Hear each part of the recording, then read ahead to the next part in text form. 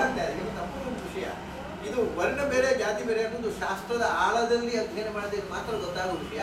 ಸಾಮಾನ್ಯ ಜನರಿಗೆ ಯಾರಿಗೂ ಗೊತ್ತಿಲ್ಲ. ಆ ಅಪೂರ್ವ ವಿಷಯವನ್ನು ಇವತ್ತು ಹೇಳಿದ್ದಾರೆ, ನೀವು ಇದನ್ನು ಪರಿಗಣಿಸಬೇಕು ಅಂತ ಹೇಳ್ಬಿಟ್ಟು ನನಗೆ ದಿಗ್ಭ್ರಮೆ. ಅಂದರೆ ವಿದ್ಯಾಭ್ಯಾಸಕ್ಕೆ ಅರ್ಥ ಆಗಕ್ಕೆ ಸಾಧ್ಯ ಅದು. ಸಾಮಾನ್ಯ ಜನರು ತಪ್ಪೇನೋ ಮಾಡರ್ನ್ ಶಾಸ್ತ್ರವನ್ನು ಏನೋ ತಿರುಚಿ ಮಾತಾಡ್ತಾನೆ, ಇವತ್ತು ಜನರಿಗೆ ಬೇಕಾಗುವಾಗ ಏನೋ ಇಂಟರ್ಪ್ರೆಟ್ ಮಾಡ್ತಾನೆ ಅನ್ನೋ ತಪ್ಪು ಕಲ್ಪನೆ ಸಾಮಾನ್ಯ ಜನರಿಗೆ ಬರುತ್ತೆ.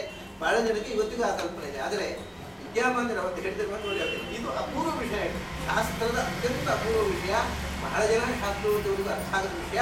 ನೀವು ಇದನ್ನು ತಪ್ಪದೇ ಪಾಲಿಸಬೇಕು ಅಂತ ನಾವು ತಿಳಿಬೇಕು ವಿದ್ಯಾಮಾನ್ಯರು. ನಾನೇ ಅವರ ಹತ್ರ ಅರ್ಥ ಉದ್ಧಾರವನ್ನು ನಿರೀಕ್ಷಿಸಿದೆ. ಹಾಗೆ ಎಷ್ಟೋ ವಿಷಯಗಳು ಆಚಾರ್ಯರು ಜಗತ್ತಿನಲ್ಲಿ ಇವತ್ತು ನಾವು 20ನೇ ಶತಮಾನ ಹೇಳಿದ್ರು ಏನಪ್ಪಾ ಅಂತ ಆಘಾತ ಆಗುವಷ್ಟು ಅಪೂರ್ವ ವಿಷಯಗಳನ್ನು ಹೇಳಿದ್ರು. ಅದನ್ನು ನಾವು ಜನಕ್ಕೆ ಮುಟ್ಟಿಸೋ ಕೆಲಸ ಮಾಡಲಿಲ್ಲ, ನಾವು ತಿಳಿಯುವ ಕೆಲಸವನ್ನು ಮಾಡಿದ್ವಿ.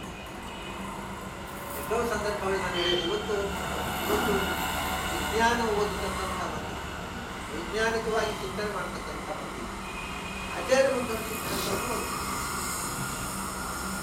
ಯಾಕೆಂದರೆ ವಿಜ್ಞಾನ ಅನ್ನೋದು ಹೊರಗಿನಿಂದ ಒಂದು it's A process of investigation, it is not at all A conclusion.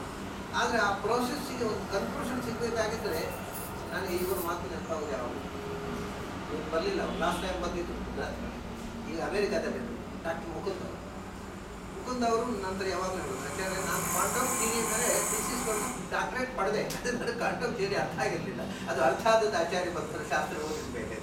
ಅಲ್ಲಿ ತೆರೆದು ನನಗೆ ಇಂಗ್ಲೀಷ್ನಲ್ಲಿ ಯಾವ ಪುಸ್ತಕ ಓದಿದ್ರು ನನಗೆ ಮನವರಿಕೆ ಆಗಿರಲಿಲ್ಲ. ಬಟ್ ಥಿಯರಿಟಿಕಲ್ ಆಗಿ ಬರೆದು PhD ಸಿಕ್ಕಿತು.